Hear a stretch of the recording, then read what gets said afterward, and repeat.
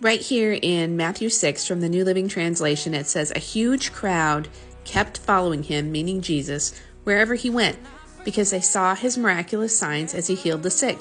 And the note I made next to that was, what's my why for following Jesus? Like, why did I start following him? That's the first thing we want to think about when we read a passage or a verse like this. And it kind of jumps out at us that, hey, these people followed him. Why? Because they saw his miraculous signs as he healed the sick.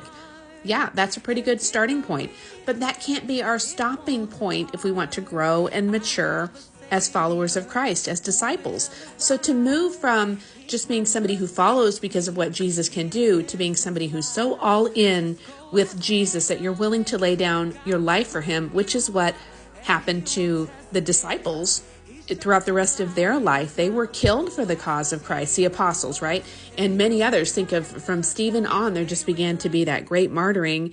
And it's well said that the blood of the martyrs, the blood of the saints, waters the church and it causes church growth. It does, because you have to make a choice when you see that kind of thing happening. What am I following him for?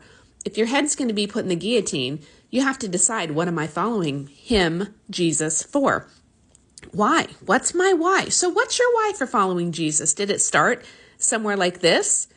And that piqued your curiosity? You saw something, or you wanted freedom from something and he gave it to you, or you were concerned about, your eternal destination and he gave you salvation when you began to follow him, when you came to him, when you made that exchange, your life for his life. What's your why now? Have you grown and advanced and moved on? And are you now following him because you love him?